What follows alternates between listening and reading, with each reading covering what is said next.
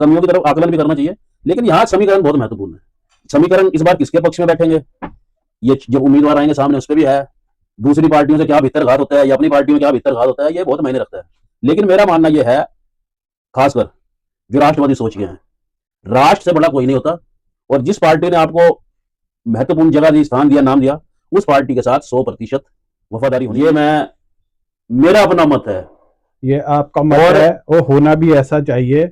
लेकिन फिर एक सवाल निकल आया, मैं तो वार्ता खत्म करनी चाह रहा था, सवाल फिर एक निकल आया कि होना भी चाहिए क्या पूरी पार्टी से वफादारी करे जिसने इतना सम्मान दिया, लेकिन दुर्भाग्य कहें या इसे क्या कहे कि यहीं पर आरोप लगते हैं चुनाव हारने के बाद कि फलाने ने मुझे हरा दिया और फलाने ने मुझे हरा दिया, और वो आरोप हमेशा अपनी ही पार्टी के लोगों पर लगते हैं और अपनी ही पार्टी के लोग लगाते हैं। इस बारे फिर इसे क्या कहा जाएगा? इस बारे में मैं एक मजेदार बात बताना चाहता हूँ जी।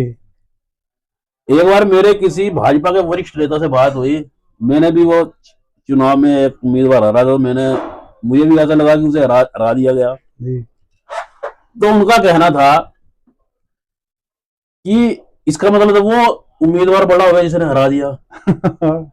इसका क्या मतलब हुआ?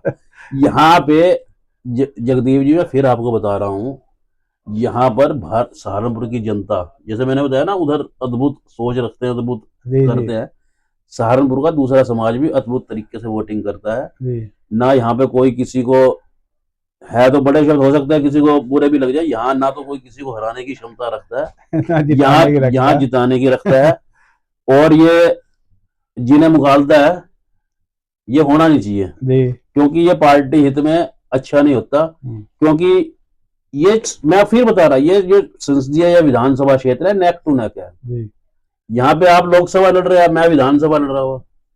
अगर मैं ये कहूं कि आपने मुझे लोकसभा हरवा दी और मैं कहूं आपने विधानसभा हरवा दी, तो ऐसा संभव नहीं है। यहाँ पर भाग्य और समीकरण, ये बहुत बड़ी चीज है। भाग्य, समीकरण, सारी चीजें आपने बता दी, लेकिन ये भी सच्चाई है कि आरोप प्रत्यारोप होते हैं और इसी पार्टी में होते हैं। तो इसका मतलब यह है कि यहाँ पार्टी संगठन की कोई वैल्यू नहीं है। मतदाता खुद ही पार्टी है, मतदाता खुद ही संगठन है, और वो केवल कमल के सिंबल को वोट देता है, वरना यहाँ के नेताओं की कोई अपनी पर्सनल इमेज नहीं है। नहीं, ऐसा नहीं है। नेता जो हमारे विगत सांसद थे, स्वच्छ छवि के हैं, जो हमारे वर्तमान विधायक हैं, कर्मठ हैं, ऐसा नहीं है कि नेता की छवि नहीं है। लेकिन मैं फिर बता रहा, समीकरण, और जो आप एक ने और बात कही वो उसे, अब ये जो आरोप प्रत्यारोप लगते हैं ना, ये खाली सहारनपुर में नहीं है, पूरे यूपी के अंदर जहां चुनाव हारता है, क्योंकि हर कोई जीतने के लिए लड़ता है, उसे लगता है कि मैं जब चुनाव में जाता है तो उसे लगता है बहुत बढ़िया है। लेकिन अंदर एक करंट चलता है जो भी है, तो उसे लगता है कि मुझे हरवा दिया गया। ऐसा संभव नहीं है। पूरे यूपी के अंदर, आप निकट मुजफ्फरनगर की बात कर रहा हूं मैं आपको, लोकसभा चुनाव में पूरा हंगामा चलता है। हाँ, ये एक मन के भ्रम होते हैं कि उसने हरवा दिया, उसने जितवा दिया। ऐसा नहीं होता है, और होना भी नहीं चाहिए हरवाने। देखो, मेरा तो ये मानना है कि जो मान लो, जो हम राजनीति कर रहे हैं, मान लो मैं किसी पार्टी की राजनीति कर रहा हूँ, उस पार्टी ने मुझे इतना सम्मान दिया, इतना मान दिया, अगर मैं उसके साथ गद्दारी करता हूँ या किसी को हराने या हराने के लिए प्रयास करता हूँ, तो ये अच्छी बात नहीं है। ये एक पार्टी तो मां समान होती है, जी। और इसी विचारधारा को लेकर चलना चाहिए। बाकी ऊपर वाला सब देख रहा है। नहीं, वो तो देखे, ईश्वर तो अंतिम सत्ता है, उससे बड़ी सत्ता कोई नहीं है। लेकिन राजनीति तो राजनीति है, उसमें हराने के प्रयास होते हैं, नहीं होते, ये तो मैं नहीं जानता पर्दे के पीछे क्या होता है। लेकिन आपके ही शब्दों के अनुसार हर जगह पूरे उत्तर प्रदेश में फिर अंडर द करंट ऐसी चीजें चलती हैं, आरोप भी लगते हैं, प्रत्यारोप भी लगते हैं, और फिलहाल भी एक ऐसा ही मुद्दा चल रहा है, उसमें भी तमाम तरह की जो एक स्वच्छ छवि आपने कहा पूर्व सांसद महोदय की है, वो सब जानते हैं। इतने लंबे समय की उनकी राजनीति रही, कभी ना उन पे कोई चारित्रिक आरोप लगा, ना कोई धन बल का कोई इस्तेमाल का कोई आरोप लगा, ना कोई भ्रष्टाचार का आरोप लगा। लेकिन विगत कुछ समय से सहारनपुर इस चीज से अछूता नहीं है। अभी पार्टी के कुछ लोगों ने पार्टी के ही एक पूर्व पदाधिकारी पर आरोप लगा दिए हैं कि उन्होंने तमाम तरह का भ्रष्टाचार किया है। उससे पहले उन पे चारित्रिक आरोप भी लगे, तो उन चीजों की भी गाज कहीं ना कहीं गिरेगी। जगदीप जी, जो बड़ा परिवार होगा ना, वहां अच्छे लोग भी दूसरे पार्टी से ज्यादा होंगे और बुरे लोग भी सबसे ज्यादा। अन्य पार्टियों की अपेक्षा होंगे, लेकिन आखिर में पार्टी का चरित्र, उसका चाल, उसका चलन, उसका चेहरा, यह महत्व रखते हैं। जी अच्छे बुरे लोग हर पार्टी में, जी हम ये कहें कि इस पार्टी ये बिल्कुल स्वच्छ है या इस पार्टी में सारे गंदे हैं, ये संभव नहीं है। और देखना आप आने वाले चुनाव में भारत सहारनपुर की जनता, जो राष्ट्रवादी जनता है, वो सबको, और ये सब जो नाम है, चाहे विधायक जी हों चाहे सांसद जी हों, सब मिलकर काम करेंगे और राष्ट्रवादी पार्टियों के लिए को मजबूत बनाएंगे। क्योंकि ये चुनाव जो है ना, ये विधानसभा का चुनाव, मान लो मैं किसी पार्टी का उम्मीदवार हूं, मैं ये कर दूंगा वो कर दूंगा, ये नीतियां बनती है लखनऊ स्तर से। जी अगर सहारनपुर के अंदर आपने स्वास्थ्य की दृष्टि से कुछ करना है या उद्योग बढ़ाना है, तो ये मेरा व्यक्तिगत वो नहीं है कि मैं बहुत बड़ा नेता हूं मैं करवा दूंगा, ये नीतियां बनेगी विधानसभा से। लेकिन यहाँ का जो हमारा जनप्रतिनिधि होगा, प्रस्ताव तो वही देगा। हाँ हाँ, ऐसा उन्हें प्रस्ताव देने होंगे ना, तभी जाके तो वो वहां पे पारित होंगे। प्रस्ताव, ऐसा कोई जनप्रतिनिधि नहीं होता जो प्रस्ताव न भेजता हो, लेकिन गवर्नमेंट की पॉलिसी क्या है, गवर्नमेंट की नीति क्या है, वो कितना बजट ला पाती है। बजट तो भरपूर दे रही है। अभी हमने देखा है 11 करोड़ रुपए सिर्फ नाला साफ करने के लिए ही दिए हैं, डमोले के लिए। तो बजट देने में सरकार कहीं कोई कोताही नहीं कर रही, बल्कि पूरी निधि का इस्तेमाल नहीं कर पाए हमारे विधायक। भाई देखो, जो इस यहाँ पे स्थिति ऐसी है कि हम सत्ता और विपक्ष के, मैं किसी एक का नाम नहीं ले रहा, वो जनप्रतिनिधि अपनी निधियां नहीं इस्तेमाल कर पाए, तो इससे ज्यादा फंड क्या देगी गवर्नमेंट। खैर ये विधायक निधि के बारे में तो मुझे नहीं पता, लेकिन हाँ सहारनपुर का विकास मुझे जरूर नजर आता है, चाहे वो नगर निगम के नहीं, माध्यम से। नगर निगम का काम पूरा है। नगर निगम ने पूरी तरह से अपनी सड़कें भी बनाई है, बिजली का भी पूरा ख्याल रखा है। अभी भी मैं रास्ते से आ रहा था तो पुल पे तमाम तरह का सौंदर्यकरण हो रहा है, उस पे कलाकारी, चित्रकारी सब चल रही है। नगर निगम अपना काम अपने स्तर पे कर रहा है। विधानसभा स्तर पर यहाँ की सबसे बड़ी जो दो मांग है, वो एक तो बस अड्डा और एक उस पीजीआई में सुविधाएं, ये दो मांग है, और वो महापौर के अंडर में नहीं आती। या तो सांसद महोदय वो कर सकते हैं, जो कि हमारे हैं नहीं, या फिर विधायक महोदय कर सकते हैं। तो सांसद से तो हम क्या सवाल पूछेंगे, वो तो लोकसभा में ही पूछे जाएंगे। तो अब विधानसभा में ये सवाल उठना चाहिए या नहीं उठना चाहिए। देखिए जगदीप जी, जहां तक मुझे पता है, बस अड्डे के बारे में जो हमारे वर्तमान विधायक हैं प्रयास कर रहे हैं, उनके प्रयासों से जो मेरी नॉलेज में है, जमीन भी आवंटित हो चुकी है, बजट भी हो चुका है, बस अड्डा भी अवश्य बनेगा। और जो हमारा ये स्वास्थ्य का है, उसमें चाहे आज हमारे वो सांसद नहीं है, लेकिन उनकी अपनी बात तो है ही है। सांसद, महापौर, विधायक सब प्रयास कर रहे हैं, और ये चीजें जो है ना, अगर संयुक्त रूप से सब उठती हैं, और इसके लिए सब बधाई के पात्र हैं। मतलब जो कार्य हो रहा है नगर निगम के माध्यम से हो रहा है, या विधानसभा के माध्यम से हो रहा है, या जो हमारे पूर्व सांसद है उसके लिए वो व्यक्तिगत प्रयास करे, सबको श्रेय है इसका, कोई ऐसा नहीं है। लेकिन सुधार तो सहारनपुर में नजर आ रहा है, ऐसा कुछ नहीं है। मुझे ध्यान है कि जब विपक्ष की सरकारें हुआ करती थी, रात में 4-5 बार ऊपर नीचे जाना पड़ता था, अब लाइट आई, अब लाइट गई, अब लाइट गई। और जब घर से निकलते थे तो हमारी माता जी टिक्का लगा के भेजती थी, व्यापारी टूर पे जा रहे होते थे, वो पता नहीं शाम को किस हालत में आएंगे। ये चीजें, चैन स्नैचिंग बड़ी होती थी, इन चीजों से अब राहत है। ऐसा नहीं है कि वोटर को हम कभी, अगर वोटर वोट दे रहा है एकजुट हो गया, उसके पीछे कोई ना कोई कारण होगा, ऐसा नहीं है। हो सकता है मेरे व्यक्तिगत मेरा प्रभाव हो किसी उम्मीदवार से, लेकिन जो आम जनता है वो काम को देखती है। अगर भाजपा को या और पार्टियों को वोट पड़ता है तो उसे काम से पड़ता है। दिल्ली में अगर कोई केजरीवाल ने अच्छा काम किया तो उसे 14 साल जितवाया ना लोगों ने, नहीं किया तो हराया भी।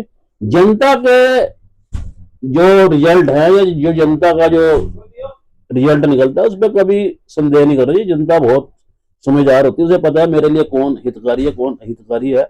लेकिन हाँ, इस मुद्दे पर आकर एक विशेष समाज वो भाजपा को वोट नहीं देता है। नहीं, वो तो देखें, आपने खुद बता दिया कि यहाँ समीकरण ऐसे हैं कि रिकॉर्ड उठा के देख लो, वो बड़े अद्भुत सोच के साथ वोट करते हैं। अभी आप ही ने ये शब्द गए, तो जब वो अद्भुत सोच के साथ वोट कर रहे हैं तो फिर उनको तो हमें अपना मानना ही नहीं चाहिए। अगर आपकी पार्टी की दृष्टि से देखें तो फिर नहीं, तो मेरी कोई पार्टी नहीं, ना मेरे पास कोई पद है। अगर उस हिसाब से देखें तो फिर उस वोट पे किंतु परंतु तो बनता ही नहीं है। फिर तो ये मान के चलना चाहिए वोट हमें मिलेगा ही नहीं।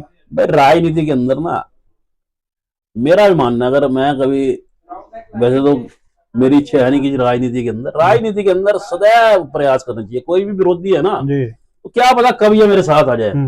मन में ये नहीं लाना चाहिए कि मेरा विरोधी है। ये आपने बहुत अच्छी बात की है। मैं ये राजनीति का पैटर्न यही होना चाहिए, राजधर्म यही होना चाहिए कि जिसने वोट नहीं भी दिया उसके लिए भी समान रूप से काम हो। लेकिन जब हम इस तरह की बातें सुनते हैं कि फलाना है तो देशद्रोही होगा, फलाना है तो गद्दारी होगा, ये मांग कर दी है तो अब पाकिस्तान चला जाना चाहिए, जो ये मांग, अब जैसे स्कूलों की इस समय वर्तमान में चीजें चल रही है, फीसों से लोग परेशान है, किताबों का मूल्य इतना बढ़ चुका है कि लोग दे नहीं पा रहे, उसके खिलाफ सोशल मीडिया पे आवाजें उठ रही हैं। तो ये सारे मुद्दे कहीं ना कहीं ये भी तो जनता से ही जुड़े हुए मुद्दे। नहीं नहीं, बिल्कुल बिल्कुल। अगर ये जो आप स्कूलों की मनमानी है, कई ऐसे विषय है, वर्तमान सरकार से मैं संतुष्ट हूं, तो इसका मतलब ये नहीं है कि उसके सब काम संपूर्ण हो गए। कई सब्जेक्ट में उन्हें काम करना चाहिए, जनहित में काम करना चाहिए। जैसे आपने स्कूलों का मुद्दा उठाया, मनमानी कम होनी चाहिए। सहारनपुर के अंदर स्वास्थ्य की दृष्टि से और सुधार होना चाहिए, क्योंकि काम जब हम ये सोच लेंगे ना कि अब सब काम समाप्त हो गए, तो फिर तो हम घर बैठ जाए। बिल्कुल, ये तो काम होने चाहिए, इसके लिए प्रयास करना चाहिए। उम्मीद है कि अगर जो नए उम्मीदवार आएंगे, जीतेंगे, तो करेंगे सतत। और ये तो हो सकता है कि किसी पार्टी में ज्यादा काम हुए हो, किसी में कम हुए हो, लेकिन जो भी जीतता है विधानसभा के अंदर प्रयास तो करता ही है। लेकिन हाँ, कई बार जो उसका हाई कमांड है, क्योंकि ये चुनाव जो होते हैं ना, वो आदमी बहुत बढ़िया है या वो आदमी बहुत घटिया, इतना मायने नहीं रखता। वो किस पार्टी से है, उसकी क्या विचारधारा है, ये महत्व रखती है। जी। मैं आपको एक उदाहरण देता हूँ। नुमाइश कैंप भाजपा का गढ़ है, लेकिन यहां से अक्सर भाजपा हार जाती है।